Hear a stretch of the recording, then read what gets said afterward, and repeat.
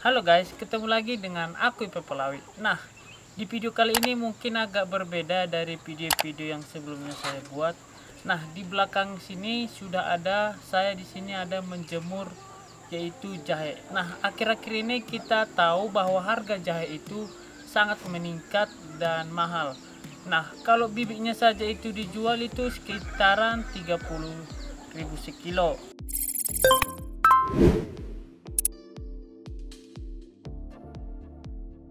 Kalau kalian ingin menanam jahe, maka bentuknya seperti ini.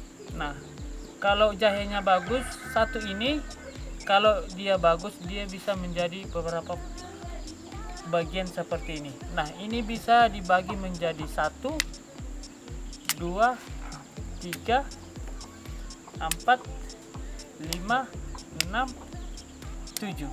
Nah, satu batang jahe itu bisa menjadi 7 jahe untuk bahan tanamnya.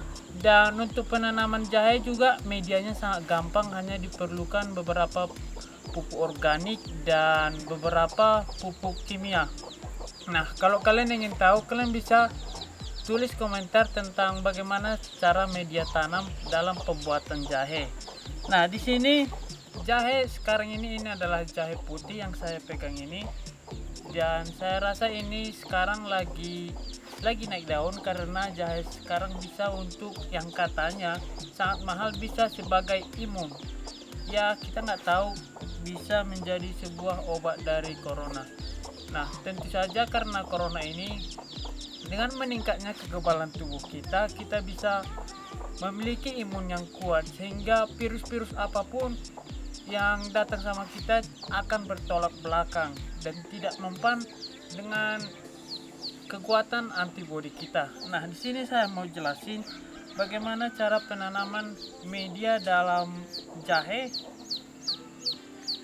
Nah, nanti saya akan buat videonya bagaimana proses-prosesnya dalam pembuatan, mulai dari penanamannya, bagaimana prosesnya, dan apa yang dibuat dalam mengobati jahe yang seperti ada penyakitnya busuk, atau yang disebut dia seperti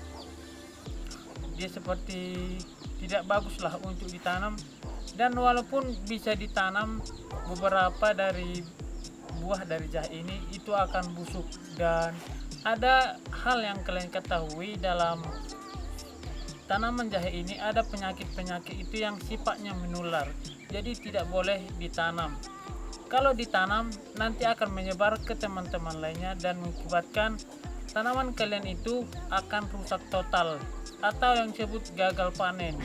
Nah, itu adalah sekian dari saya, bagaimana saya membuat video tentang proses pembibitan jahe. Oke, baiklah. Nah, di video kali ini saya akan nge-share sama kalian bagaimana proses dalam pembuatan bibit jahe. Nah, hal yang pertama dilakukan adalah kita bagi menjadi beberapa bagian jahe tersebut. Di sana fungsinya adalah supaya potongan-potongan itu menjadi bibit banyak, dan nggak mungkin juga ditanam yang besar-besar, jadi itu menjadi dibagi.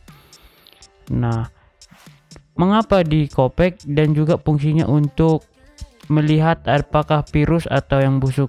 Nah, dan digunakan juga yaitu pupuk atau antiseptik. Nah, sebelum kita melakukan perendaman, kita buat dulu tumpukan di atas karung supaya kita gampang memasukkan jahe tersebut ke campuran pupuk antiseptik yang sudah dibuat. Nah, seperti ini adalah caranya, prosesnya direndam di ember menggunakan keranjang, dan ini sudah diracik obatnya.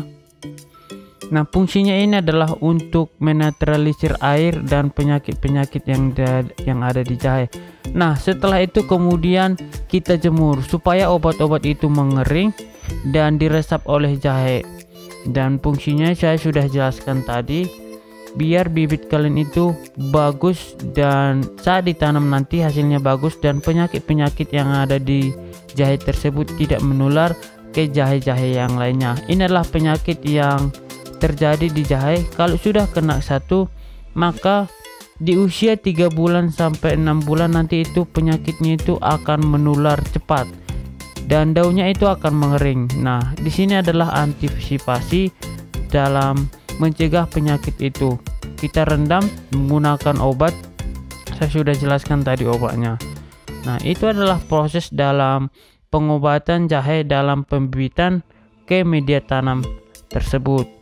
Nah, setelah selesai kering dan dimasukkan lagi ke karung. Nah, gunanya didiamkan selama 2 minggu sebelum masuk ke media tanam.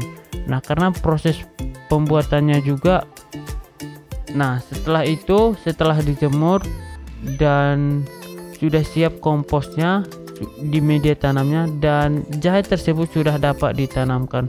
Nah, begitulah tadi cara mengaplikasikan bagaimana proses pembuatan atau pembibitan proses pembibitan jahe di media tanam dan menggunakan kompos dan organik. Nah, semoga video yang saya buat ini bermanfaat bagi kalian semua yang ingin bertani atau ingin memulai dengan usaha tani. Nah, saya kira itu saja untuk video kali ini. Sampai jumpa di video selanjutnya.